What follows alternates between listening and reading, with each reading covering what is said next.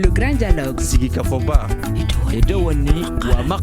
Le Grand Dialogue, l'émission de débat du studio Tamani sur votre radio. Le Grand Dialogue.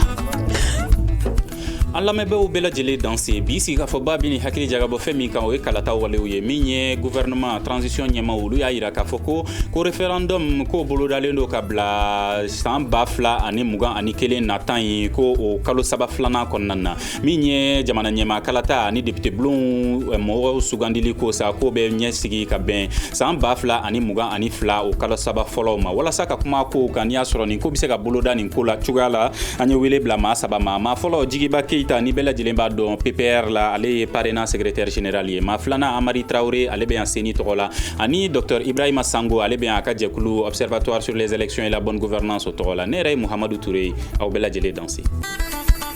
Le Grand Dialogue. Ayiwa Amari Traoré gouvernement y'a yira k'a fɔ ko min ye kalata walew ye référendum ta o kan ka kɛ kalo saba filanan n'o ye ka taa avril kalo ka taa se juin kalo ma san 2021 e bolo o ko bɛ se ka waleya wa? An bɛ an lamɛnbaaw ni an filɛlikɛbaaw fo an bolo o tɛ se ka waleya tan dɔ fɔlɔ a tɛ se ka waleya mun na parce que liste électorale ma labɛn san o san liste électorale bɛ labɛn ka taa octobre tile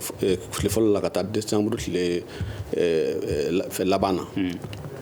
mais administrateur ko grève y'a o processus cassé donc o ma se ka kɛ donc an fɛ baara fɔlɔ min ka kan ka k'o la n'an bɛ fɛ ka référendum kɛ premier trimestre la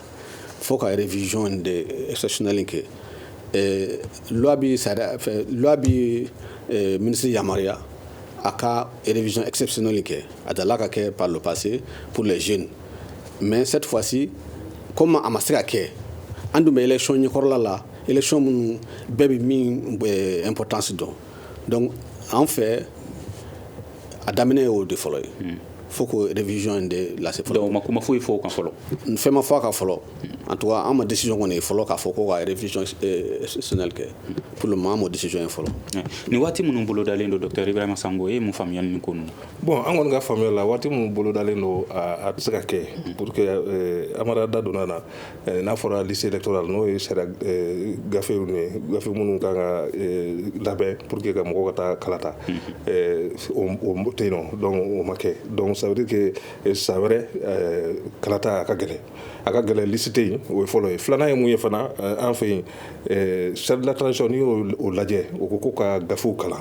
kalanni caman b'a la a fɔ mun ma ko réforme électorale ni institutionnelle k'o kɛ donc n'o réforme ninnu kɛra mɔgɔw bɛnna mun kan an bɛ se ka mun fɔ nin yɔrɔ la o ye dialogue national inclusif ye mun kɛra san 2019 décembre kalo la o ko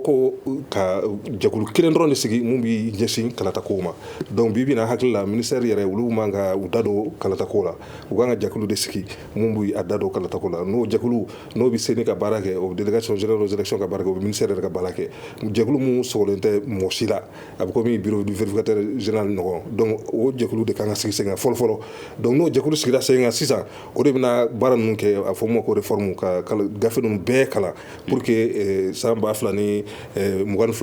kalataw ka se ka sɛgɛ mais k'a fɔ ko ka kalata kɛ san wɛrɛ an kɔni hakili la o tɛ ko ɲuman ye. Ayiwa e bolo ko ɲuman don wa Jigiba Keita PPR? Ne fɛ ko gɛlɛn kɔni don ko gɛlɛn don ne yɛrɛ dabali banna k'a fɔ ko déjà gouvernement y'a fɔ k'u bɛna élection kɛ deuxième trimestre de 2021 na référendum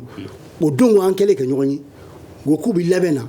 hakilila dɔ b'an ma an bɛ fɛ ka nin élection kɛ nin kɔnɔ an bɛ fɛ ka nin kɛ mais k'a fɔ k'a waleyala k'a fɔ u jɛn'a ma k'a fɔ k'o bɛ kɛ o kɔrɔ k'u ni classe politique ma bɛn a kan o kɔrɔ u y'a bɔ u yɛrɛ la an hakilila k'a ka kɛ tan an b'a kɛ tan aw ka hakilila tɛ compter anw dun y'a fɔ k'o tɛ ɲɛ u k'a dɔn k'a fɔ n'i y'a mɛn démocratie parti politique don n'i y'a mɛn démocratie société civile don an ka sigi ka bɛn calendrier de kan n'o ma kɛ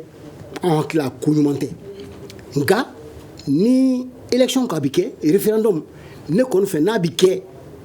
a bɛ kɛ yanni samiyɛ ka cɛ mais an ye retard min ta ye o b'a to n bɛ siga est ce que a bɛ se ka kɛ sabu ni administrateur ka grève fɔ révision électorale o don ko ministre da donna na k'u bɛna loi exceptionnelle u bɛna révision exceptionnelle kɛ a bɛna kɛ wagati min na an b'a dɔn mais an y'a faamu sisan k'a fɔ o ko k'a ka daminɛ sisan kabini le 2 janvier o kɔrɔ ko kan ka kɛ u dun olu bɛ sira wɛrɛ ka min t'o ye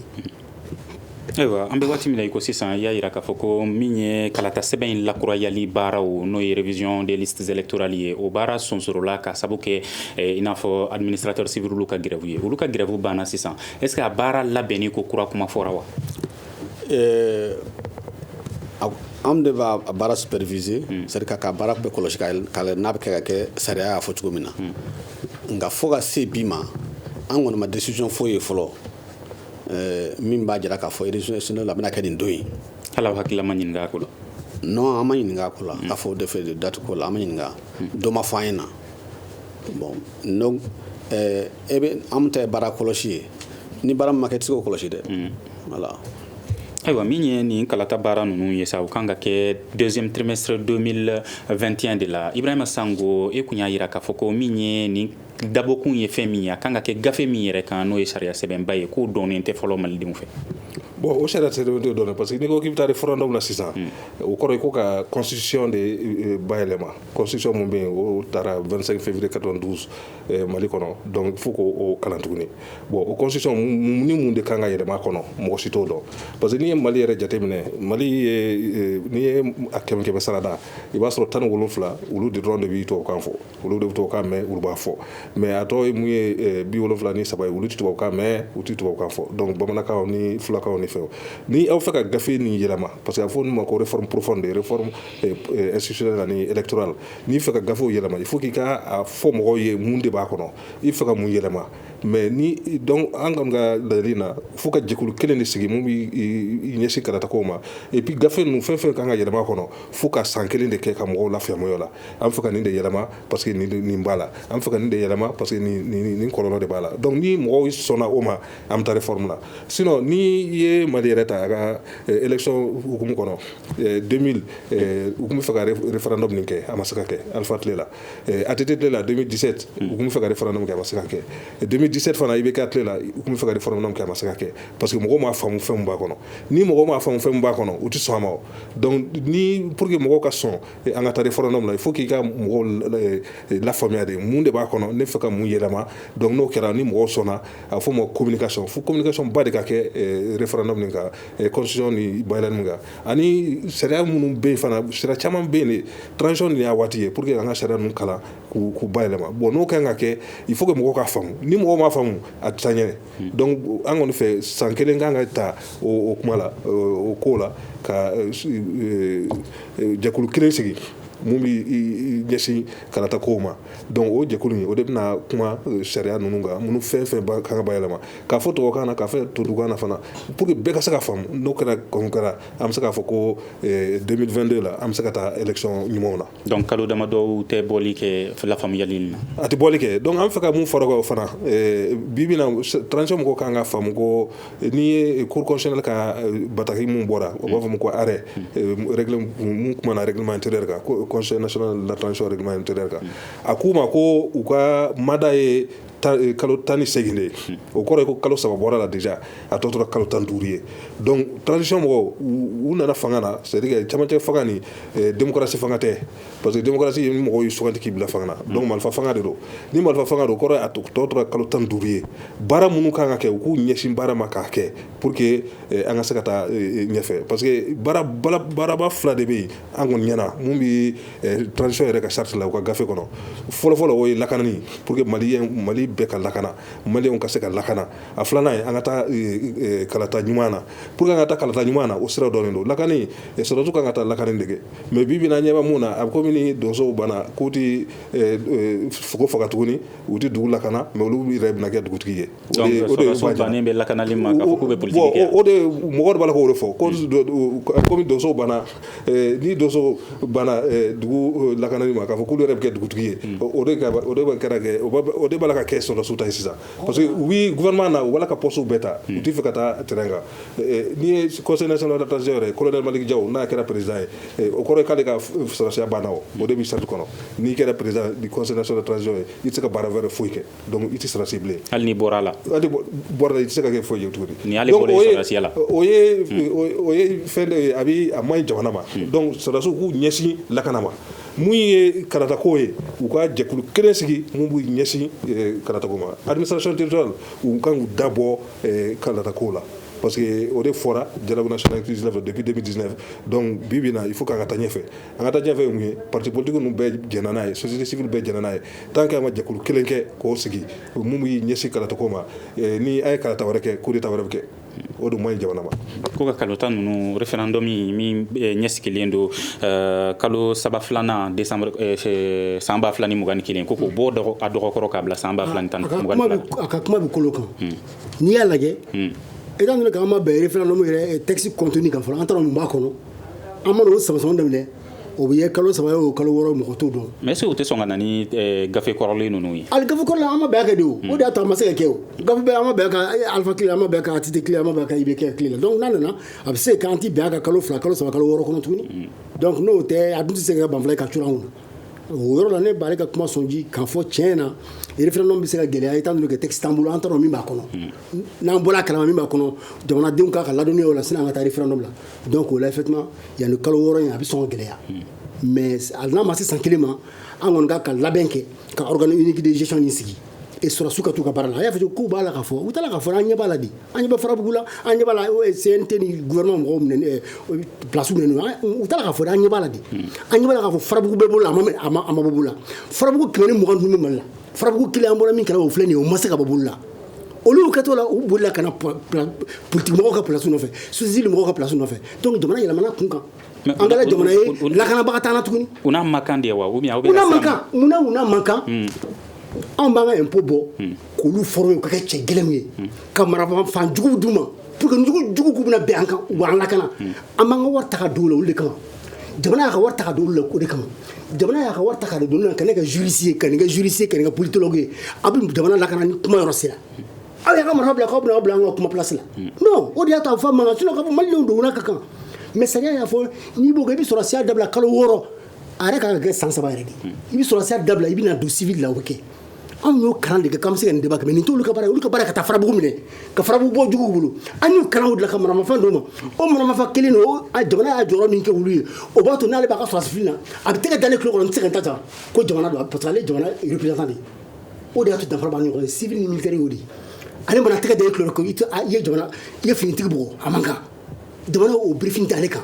mais o briefing bɛ la i bɛ se ka ne don an bɛ débat on n'est pas à égalité parce que marifa bɛ bolo lakana bɛ bolo fɛn bɛɛ bɛ bolo c'est pas la même chose donc e fana ka hakilila ye de kalata ninnu bɛɛ lajɛlen ka bila san 2022 non ma fa ka san 2022 an bɛ se ka débat k'o la mais effectivement kalo 6 in yanni mois de mars cɛ mars ne tun b'a fɔ n ko mars avril objectivement ce n'est pas possible an ka se ka bɛn texte kan k'o ko bɛɛ lajɛlen surtout maintenant on n'a pas de lycée deuxième trimestre a bɛ daminɛ avril yɛrɛ de la avril fo ka taa se juin kɔnɔ o ye le deuxième trimestre anw yɛrɛ ka proposition fɔlɔ tun ye ko mars avril de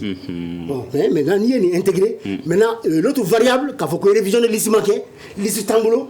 donc effectivement mois de juin mai juin a tɛ se ka kɛ a tɛ se ka kɛ sariya kɔnɔ a tɛ kɛ jɛlenya kɔnɔ donc an ka sigi ka kuma ka hakililaw fara ɲɔgɔn kan ka solution wɛrɛ ɲini avril mai juin k'a tɛ se ka kɛ sariya kɔnɔ a tɛ se ka kɛ ka ɲa i sɔnna o ma Traoré bon yan'o cɛ ne bi kuma dɔɔni fɛn kan jɛkulu min bɛ élection organiser sisan jɛkulu 3 de b'a kɛ CENI administration territoriale ani DGE u b'a kɛ ka ɲa bon an ma sɔrɔ ma fɔlɔ min fɛ k'a fɛ ko olu de b'a organiser mais kabi anw sigira 2017 fo ka se sisan ma dunan si ma t'an fɛ yen nɔ n'u m'a fɔ ko k'a kɛ organi unique ye n b'a f'i ye na afiriki kɔnɔ farafinna bɛɛ mali ni senegal CENI dɔrɔn tɛ élection organiser mali ni senegal dɔrɔn sinon afiriki fan bɛɛ CENI de b'a organiser CENI de b'a fɛn bɛɛ kɛ mun n'a tɛ ka kɛ mali la an fana fɛ yan nɔ an ta ka jugu ni Sénégal ta ye parce que Sénégal ta jɔyɔrɔ b'olu la parce que olu ka CENI bɛ contrôle kɛ parce que mɔgɔ ko contrôle ça veut dire que i bɛ se ka ɲangini kɛ an fɛ yan an ta ye supervision ye o ye ka baara kɔlɔsi ye baara kɔlɔsili ye jumɛn ye n'a ma ɲɛ n'i ko ka nin ma ɲɛ maintenant n'a y'a corriger n'a ma corriger e tɛ se ka ɲangi alors que Sénégal ta la sariya yɛrɛ la a bɛ se ka ɲangini kɛ bon donc mais o kɔlɔsili aw b'o kɛ yan n'aw ye kɔlɔsili fana kɛ est ce que aw bɛ malidenw ladɔnniya k'a fɔ an ye nin kɔlɔsi nin ma ɲɛ an ye nin kɔlɔsi nin ɲana non non en tout cas c'est fait ça date au droit aw manga fe ñefo ambi fe koloshili minke nanye par exemple anya ye 600 niveau cercle de la kafoko fin de manier préfet de beko ke o ka ñemgo no gouverneur ibita fo ene ka fa ika préfet mécanique ni ta ke chugoy sare ko ka ketanno maintenant na so ba gouverneur ka niveau la mala c'est ministre mais anga lo électoral ma jira ka foko ni ne ko ay ni corriger nous ma corriger ki gu ñangi au défaut ba de bala parce que problème ba mi senina seni ba bara beke mais ko be rapport que élection te mene kalo woro donc finalement na fati ala kalo élection te mene kalo woro ni élection que le mois de mars avril mai juin juillet août septembre octobre de ko ngana rapport ka ka élection législative en 2000 o ye baraya. Donc mais c'est une question following kan no ye est-ce que auka koloshili ana auka jatemine aya yira wala ka foko mini référendum kala tanyi abe se ka labin avril ni juin 2021 ni ñoron cewa nakilla absega ke chogodi absega chugomina parce que pour ka ka ke fo ka ke bengande kasika fo de ke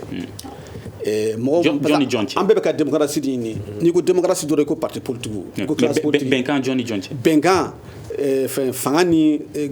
société civile ani parti politique che ni groupe saba bena ka foko aussi ka foke amba ken ni marsila amba ka virilla do ba fo na ken na mbatama na ma ken na abketando finalement ta bekelenga nu bena kelemga o ke manga shiti kala mais ni si ka fo make anga bekelema abigela de bon seni koni an sarama o down possibilité down manka fo anga se ko afoka ketanno mais parce que en ce qui est pour que ça électoral ka se ko labato maintenant ni gouvernement ni seni classe politique bena en société civile bena muga sisa en ce moment loi électorale bi kura de bidla no loi électorale kura de la maintenant o tas be boluche ko de respecter parce que o de sare ko be kata chuga mena sango est-ce que nyamaya jamana nyamaya kalata ani député blom mo ka kalata o bise ka labin a wati mi fora no ye kalo saba folo samba flani mugan fla bon angon fa bise ka labin mais ay mu fo ni kalo ba fla ani mugan kelena fo tika ke élection tika ke pourquoi ay liste ko quoi liste ko ma yo ko manoka liste bon ani révision inspection bise ka ke mais liste o folo flana mo be benaka ko administration territoriale ki sembo kalata ko la donc de ko kelenga sigi mu bi ñesin kalata ko ma o flana sabana mu ni ay maliera na jasisa région folo na région segde ko me akara tay maintenant sisa région e kera tan ko ndoy gouverneur yere nomena gouverneur chama yere nomena u kare sora suye donc préfet kanga nomé maintenant afo mo ko découpage territorial o make découpage électoral fana make découpage territorial yamuye bibi nani tawde région la je iba soro cercle donendo arrondissement donendo a commune donendo mais ibi ku chala région la je ka buguni région ta ka kita région ta ou ka nyoro région ta a cercle donente arrondissement donente commune donente donc au bara de kanga ke folo au bara dum tsaka ke sansa parce que ya 2018 la bara kera concertation régionale munu kera amake gaudron mais kera to yoro to la donc ku maso ni ay blata sisa blako kaleti son ka fara sa région ga kale to ni seguye mais ati fara sa région ga donc o fondé o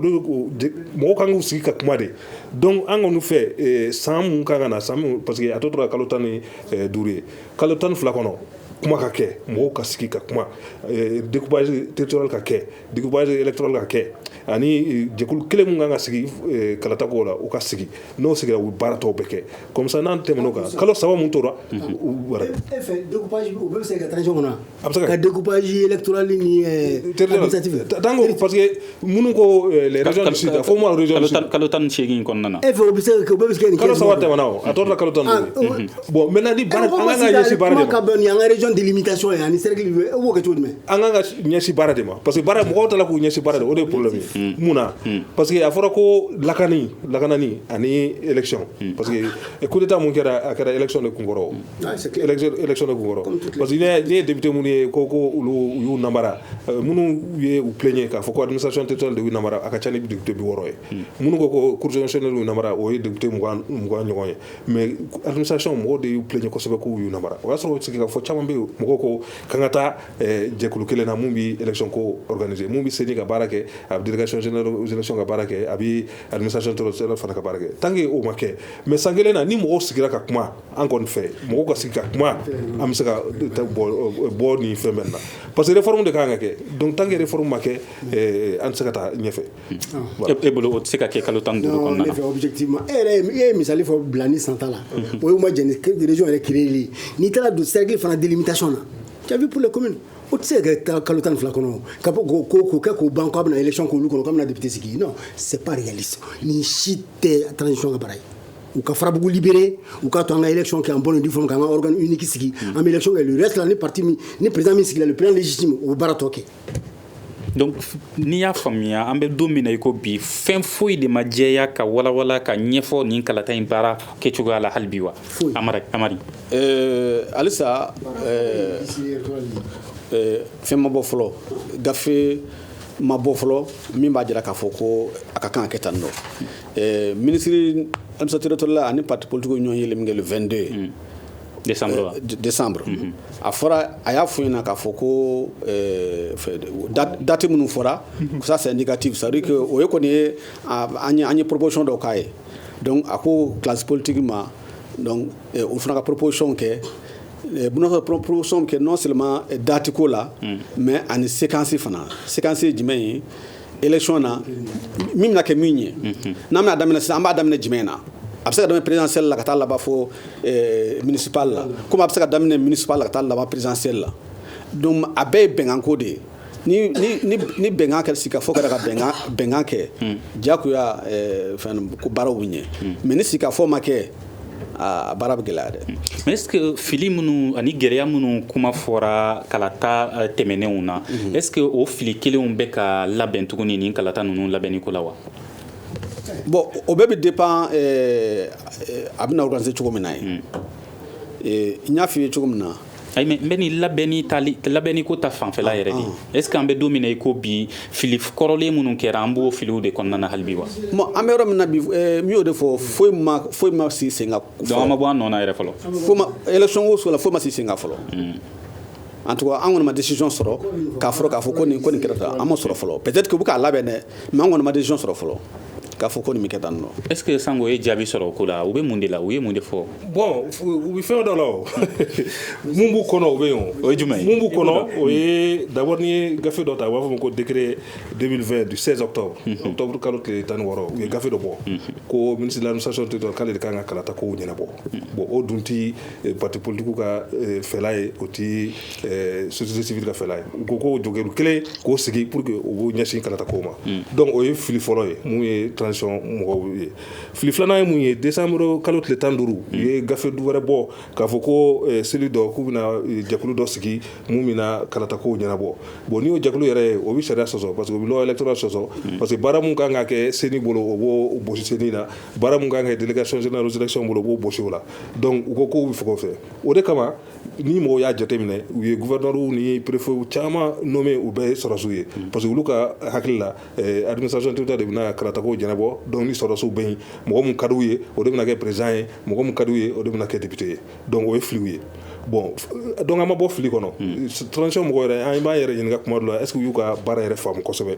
fili sabanan ye mun ye o ye ɲɔgɔn ye parce que administration territoriale ani parti politique kan ka ɲɔgɔn ye ka kuma sigi ka fɔ ani société civile mɔgɔw kan ka kuma ka sigi ka fɔ mais o yɛrɛ gafe mun bɛ yen u b'a fɔ ma ko décret mun bɛ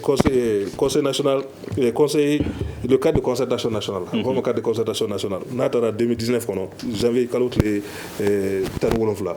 o ye fɛn dɔ fɔ ko cadre de concertation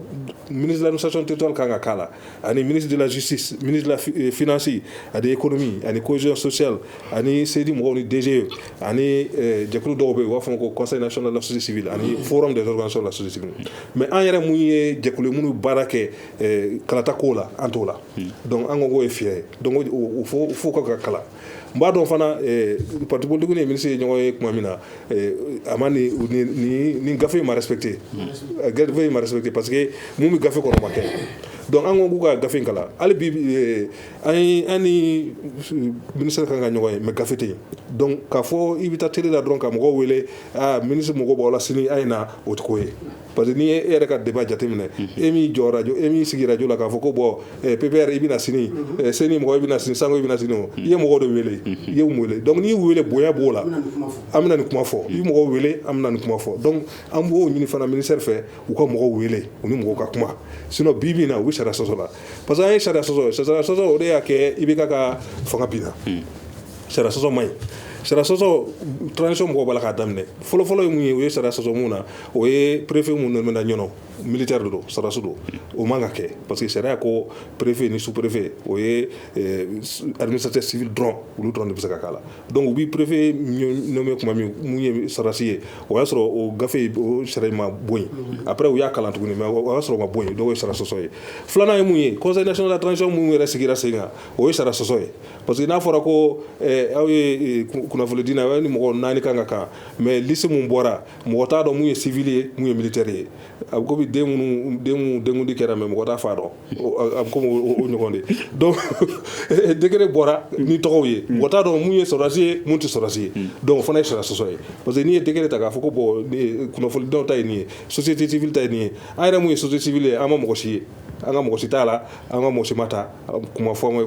donc fona sera sosoy o nunu may bon ministère ye aka selu mu sigi fana ko selu d'appui au processus électoral de la transition o fana bi sera soso donc en fait anga bo sera soso kono anga sigi anga kuma kalo tan segi ay kalo sabake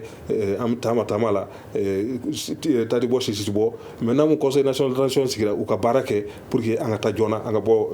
dinye kono voilà ko barate ka ke ko ambe wati mina ko sa kama bo nona jigiba ke ita PPR ouais ama bo nona sigira ko sobe en sigira encore parce que ale min fo cadre mi ngome ko parti ni organisation de la société civile ni ministère ko mi ka kuma jamana tabulu kan o te no tuguni olu ye nana gafe mun sigi ayo fo ayire bo asariya soso ay sariya soso ay kala seme wure la sino olu taka jugu u ye décret mita coup d'état mo yo décret mita ko bon amina assemblée wure ko assemblée nationale CNT gla tugumna ko société civile aw tay mo konton mais abi mo tan sekindi yama amanga an sakola mo ta mo konton u ye mo tan sekindi mo kilima taala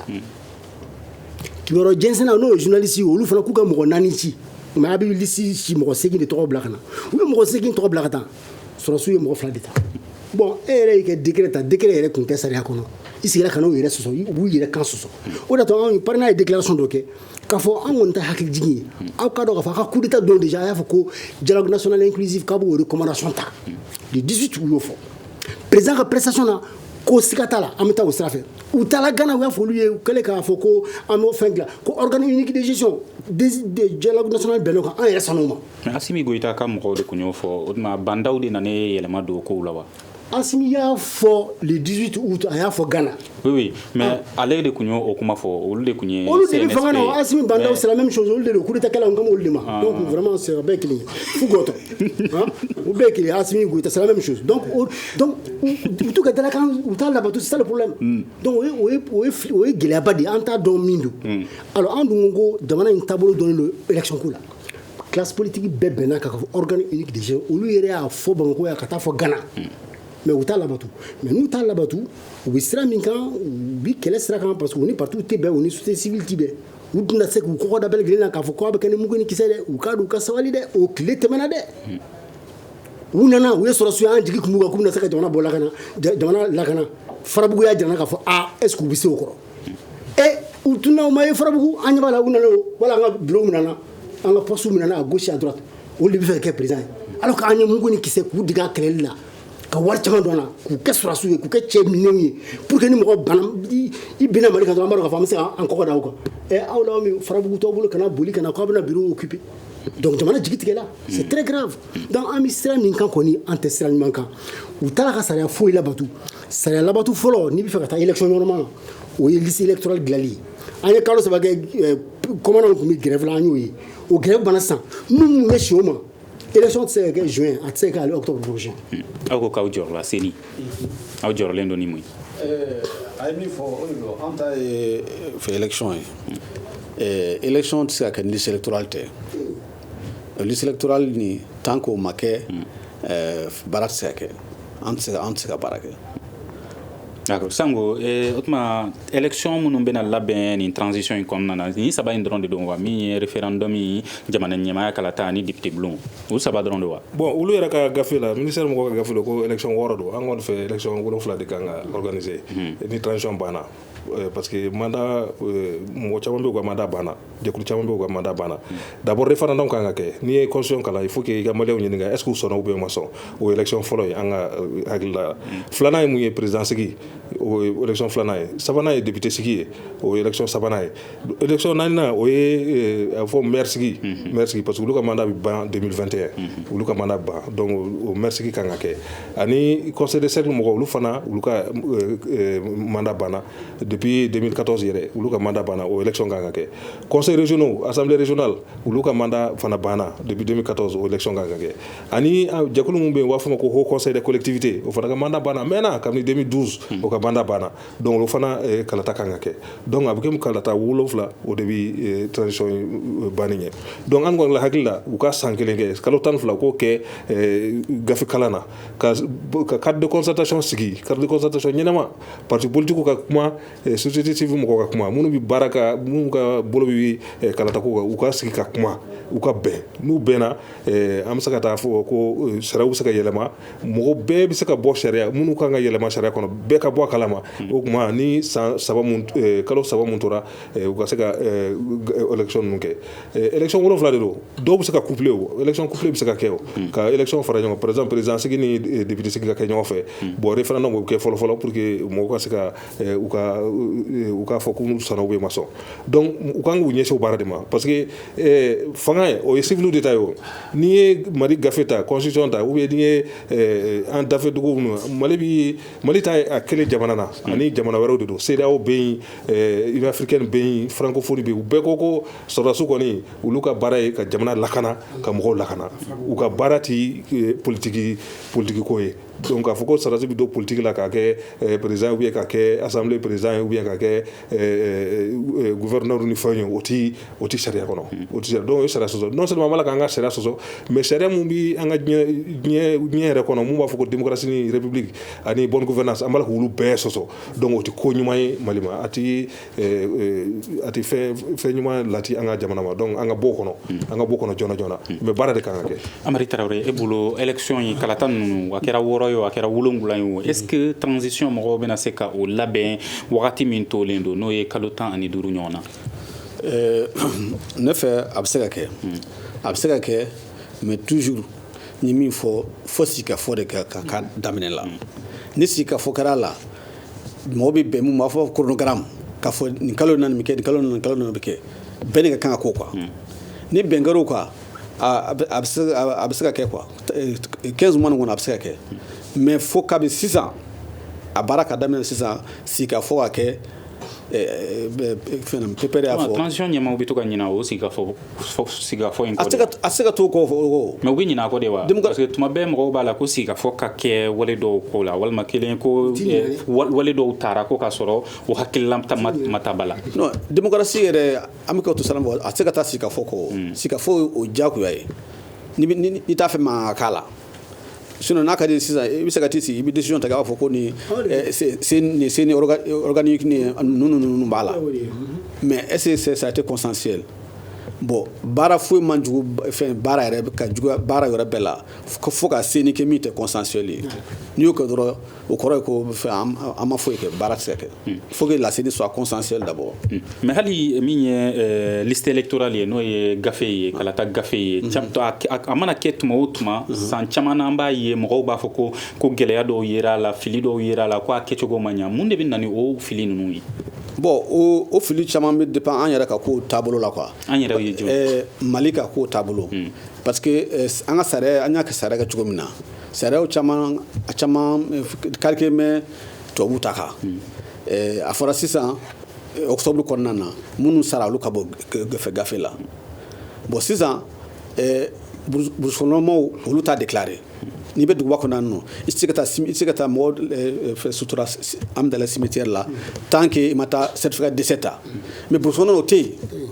alors que certificat de décès de b'a permettre ka mɔgɔw bɔ a la bon fɔlɔ la fana ni sɔngɔ tun bɛ sara donc ni sɔngɔ bɛ sara o tun bɛ mɔgɔw inciter n'u ka mɔgɔ sara u bɛ girin ka taa commandant fɛ ka taa fɔ karisa sara pour que k'a bɔ liste la maintenant que o tɛ yen nɔ bilen mɔgɔ bɛ sa maa si t'a déclarer c'est pourquoi liste électorale bɛ bɔ i b'a sɔrɔ dɔw b'a la mun sara. o kɔrɔ ye kalata nataw an k'an sigi ni o fili ninnu ye tuguni. non o fili tɛ se ka ban o fili tɛ se ka ban mais ni min fɔ sigafɔ de bɛ se ka a nɔgɔya an ka bɛn a kan k'a dɔn an yɛrɛ ka jamana taabolo ye nin ye qu'est-ce qu'on va faire pour que ka fili dɔw ka se ka bɔ a la. ayiwa Jigiba Keyita PPR est-ce que i bolo transition ɲɛmaa ninnu u bɛna nin kalata ninnu bɛɛ labɛn wa walima kelen u bɛ sɔn k'u ɲɛsin nin saba in de ma n'o ye référendum présidentiel ni législative. bon ninnu bɛ sira min kan ne ɲɛ tɛ a si la u kɔrɔ k'a fɔ ko volonté politique yɛrɛ bɛ yen an ka taa transition in ka ban kalo 15 kɔrɔ u ma sira ta quoi wala n'u y'a sira ta sira in cɛ ka jugu cogo min na a bɛ tiɲɛ an bolo sira la parce que n'olu tɛ mɔgɔ si lamɛn mugu ni kisɛ b'an bolo an sago ɲini an min kɛ n'a taara ɲɛfɛ a bɛ kari donc moi je ne suis pas optimiste f'u ka sigi ka kuma de u k'u jagɛlɛya ka na u k'u sigi an ka kuma Mali kan n'u m'o kɛ on va au mur ala k'an kisi. ayiwa kumana lakana ko kan kosɛbɛ i ye farabugu fɔ siɲɛ caman mais bi bi in na n'i y'a ta k'a lajɛ est ce que an bɛ taabolo min kan kalata mana labɛn cogo o cogo a bɛna se ka kɛ Mali fan 14 bɛɛ lajɛlen na. mais cogo si n'a ma se ka farabugu bɔ bolo la est ce que mɔgɔ bɛ se ka élection ka farabugu u farabugu 120 de bɛ Mali la u kan k'u ɲɛsin sɔrɔsiw ka k'u ɲɛsin o de ma Mali ye impôt dɔw la k'u former k'u kɛ cɛ minɛnw ye ka maramafɛnw d'u ma o de kama mais an m'u former k'u former kɛlɛ la u ka n'u sigi bureau kɔnɔ u kana aw niyɔrɔ ta u kana aw niyɔrɔ ta donc aw parti politique dɔrɔn de niyɔrɔ dɔn wa n ye député ya kalan kɛ n ye maire n ye écoledenw kalan ENA na n bɛ politique la san 20 ni joli san 40 ni joli c'est normal mais mɔgɔ min y'a ka sɔrɔsi k'i kɛ meki boli tigi pour que ka taa sɔrɔsi i ka taa djihadistes bombarder a farabugu mais mun na sɔrɔsiw fana tɛ se k'u niyɔrɔ sɔrɔ ka ne ka place ta taa i ka farabugu bombarder kana to n ka député ya la c'est ça Mali démocratie sera o de ou bien n'o tɛ ni c'est à dire i b'i sen bɔ politique sɔrɔsiya la kalo 6 o y'a dɔgɔmani ye sinon an bɛna loi yɛrɛ changer ka san 3 i b'o san 3 de kɔfɛ i se ka don politique la sinon c'est pas possible. mais ni kalata in ma se ka kɛ jamana fan 14 bɛɛ lajɛlen na est ce que gɛlɛya tɛna y'a la tuguni ni kalata in n'a ma se ka kɛ jamana fan 14 bɛɛ la kɛrɛnkɛrɛnnenya la n'an ye référendum ta ni jamanaden bɛɛ lajɛlen ma se k'i hakililata di a la a tɛna ni gɛlɛya ye kɔfɛ. ayi sida fɔ de bɛ na n'o bɛɛ b'a dɔn ko gɛlɛya bɛ jamana kɔnɔ ani ninnu jɔ la c'est pas sûr qu'an bɛ se ka Mali bɛɛ bɔ bolo la yanni 18 mois cɛ mais an bɛ se ka caman kɛ an bɛ se ka bɛn bon an kɔni les 2 tiers qui occupent là an sɔrɔsiw an ka sɛmɛ an y'an jija sisan il n'y a que le tiers il n'y a que le 6e du Mali qui est occupé an k'o 6e to an ka élection kɛ là an bɛ se k'o faamu Burkina o tun bɛ kɛlɛ la kɛlɛ b'u fɛ yen élection nana se ko bon an b'a kɛ cogo di a ko ala ko tiɲɛ yan an ka jɛn o élection an ka bɛn nin tɔ kan Mali la o fana n'an sigila ka bɛn n'a sɔrɔ sɔrɔsiw y'u jɔ o jɔyɔrɔ la ka dugukolo caman bila donc an bɛ se ka to a fɔra ko les 2 tiers n'a fɔra ko le 6e dɔrɔn de minɛlen don bon an bɛ bɛn o kan mais n'o tɛ n'u y'a to yɔrɔ bɛɛ minɛna farabugu minɛna ka na ɲɔnɔ minɛ ka na Segu minɛ ka tɔ to Bamako ye ala k'an kisi an dun bɛ sira min na ni migimolilaw ma taa migi ta ka taa djihadistes bombarder f'u nana k'u bɛ n'u sigi bureau kɔnɔ que Dieu nous en préserve. Sango kalata in n'a ma se ka kɛ jamana fan 14 bɛɛ lajɛlen na ka taa caman y'a jira k'a tɛna se ka kɛ mun de bɛ se ka k'a kɔlɔlɔ ye. bon a kɔlɔlɔ ka ca d'abord an bɛ fɛ ka mun fɔ nin yɔrɔ na c'est que cour constitutionnelle n'o y'an ka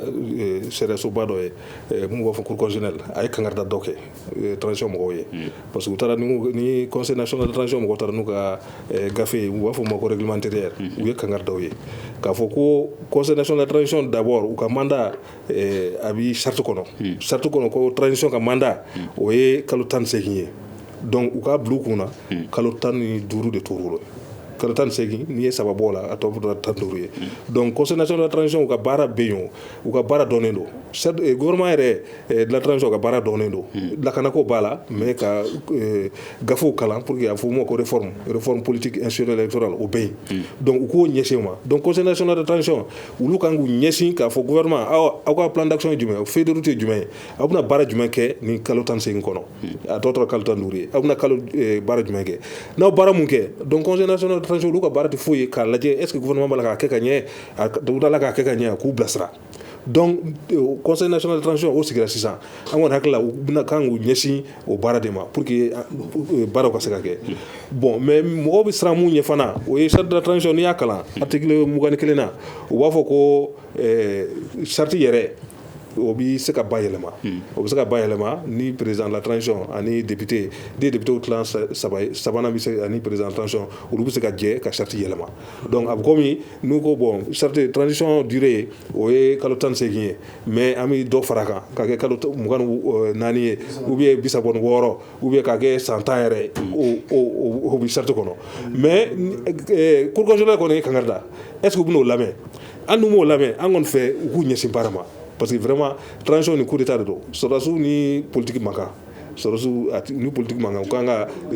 jamana de lakana ka jamanadenw lakana donc politique u k'o to parti politiquew ma société civile mɔgɔw bɛ yen olu fana ni parti politique baara kɛ mais olu tɛ parti politique ye donc olu sanga to tara naani ye an b'a tila u ni ɲɔgɔn cɛ bi bi in na jaabi bɛ se ka kɛ mun de ye walasa jamanadenw ka se k'u sigi ni kalata ɲuman jɛlenw ye an kɔni fɛ ka jɛkulu kelen sigi fɔlɔ administration territoriale k'i dabɔ kalata la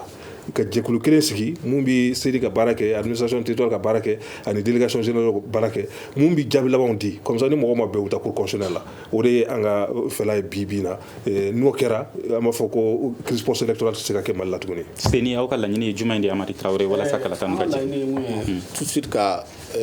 liste électorale labɛn jɛkulu ko la an hakili la seni min bɛ yen nɔ sisan o bɛ se ka fɛnɛ organiser ni bɛn kɛra a kan classe politique n'u bɛnn'a kan k'a fɔ seni n bɛ sisan ka dɔ fara seni ka fɛn kan ka fanga dɔ fara seni ka fanga kan i n'a fɔ a bɛ Sénégal cogo min na pour que an bɛ se ka contrôle kɛ ka se ka ɲangini kɛ pour que baara ka se ka ɲɛ n'o kɛra hakili la baara bɛ se ka kɛ. Jaabi jumɛn de bɛ se ka sɔrɔ nin ko la? Jaabi fɔlɔ sɔrɔdasiw u ni société civile ni parti politique ka sigi an ka bɛnfɛn kan k'a fɔ baara tɔ ye kalo 15 ye kalo 15 baara min bɛ se ka kɛ baara min fɛn kɛra an bɛɛ bɛnnen don a kan k'a fɔ ko organe unique de kan ka dilan mais yan'o cɛ siniɲɛnɛ bɛɛ a ye révision constitutionnelle daminɛ pour que an ka ɲɛsin o ma ni bɛn kɛra o kan a ko tɔ bɛɛ bɛ dérouler ka ɲɛ sigikafɔ u bɛ ban sigikafɔ min ma wali u bɛ siran sigikafɔ min ye f'u k'o de kɛ an ka sigi ka kuma ka bɛn sira kelen kan k'o sira kelen minɛ. mais o bɛ se ka sɔrɔ cogo di bi jɛn dɔ bɛ se k'o ko labɛn est ce que mɔgɔ wɛrɛ kan ka ta walasa ka se ka nin ko labɛn ka d'a kan a bɛ i n'a fɔ ɲɔgɔn faamuya tɛ ka sɔrɔ politique tɔw non minnu bɛ fanga na minnu bɛ fanga karaba bɔsi u ka sigi an minnu sɔrɔ an ka sigi ka kuma a bɛ bɔ olu de la o ba n'aw bɛ se ka mɔgɔw wele o j'appelle les partis politiques et la société civile a ye na an ka kuma pour parler de la transition. Voilà. Mais politique tɔnw fana est-ce que voilà k'a fɔ a pouvoir du premier ministre ma on appelle la classe politique et la société civile an ka bɛn sur la transition on se met d'accord sur un chronogramme o la an b'a fɔ non il faut d'abord qu'on ait un organe unique de gestion. aw ka baara dɔ ye kalan ni ladɔnniyali ye ka dugudenw kalan k'u ladɔnniya u ka se ka u jɔyɔrɔ fa kalata walew la a y'o baara daminɛ wa? an y'a daminɛ anw ye déclaration dɔ kɛ ka hakililaji kɛ n ko bon anw ta hakililaji kɛ an b'a fɔ ko coup d'état mɔgɔw kabini u nana u ko k'u bɛ dialogue national inclusif k'u b'o sariya labato. président ka prestation a y'a fɔ an ka coup d'état mɔgɔw taalen Gana u y'a fɔ yen an ko donc a y'a ka kumakan labato. Sango société civile aw y'aw ka baara daminɛ wa? An y'a baara daminɛ an ye déclaration kɛ ka kuma kalata ko kan k'a fɔ de bɛ ka rappeler bi bi in na k'a fɔ k'i bi organe dɔ sigi jɛkulu dɔ sigi ministère yɛrɛ kɔnɔ mun bɛna kalata kow ɲɛnabɔ mun bɛ seni ka baara kɛ DG ka baara kɛ o tɛ an kɔni fɛ jɛkulu ka sigi mun nɔrɔlen tɛ mɔgɔ si la indépendant a ko bi bureau de vérificateur général ɲɔgɔn o jɛkulu de ka sigi mun bɛ ɲɛsin kalata ko ma classe politique ni société civile b'a baara la mɛnna depuis octobre 2019 u bɛɛ ka jɛ ka baara kɛ ayiwa Seni Amari Traoré est ce que aw ka baara bɛ sen na wa walima kelen sonsorolen don fɔlɔ? non an ka baara ma sonsoro dɛ mais n y'a fɔ cogo min na an bɛ yɔrɔ min na sisan n'i bɛ baara kɔlɔsi la ni baara ma kɛ sɛgɛ i tɛ se k'o kɔlɔsi o baara ma di fɔlɔ o tant que chronogramme ma di k'a fɔ élection nin bɛna kɛ don min na ni chronogramme bɔra k'a fɔ nin date na nin bɛ kɛ nin bɛ kɛ nin bɛ kɛ aw ka baara bɛ sɔrɔ an fana bɛ sɔrɔ ka baara daminɛ formation ni fɛn minnu b'a la an b'o bɛɛ kɛ ka bɛn a ma. ayiwa nin bɛ dan sigi an ka bi sigafɔba la min fasirila ka da aw tulo la Muhamadu Ture fɛ min ye nɛgɛ karafe juru o kun labɛnnen don min ye ayiwa Seydou Ndaw ani Salim Jara fɛ an ka maa welelen maa saba min ye ayiwa docteur Ibrahima Sango ale ye observatoire pour les élections et la bonne gouvernance ɲɛmaa ye Amari Traoré ale tun bɛ yan Seni tɔgɔ la Jigiba Keita ni bɛɛ lajɛlen b'a dɔn PPR la ale tun bɛ yan Parena tɔgɔ la n'ale y'o secrétaire général ye aw bɛɛ lajɛlen danse. Le grand dialogue. Sigi Kafoba. Edouani wa Makara. Le grand dialogue, l'émission des débats du studio Tamani sur votre radio. Chenni Beri. Halud Mauni. Chenni Beri. Sigi Kafoba.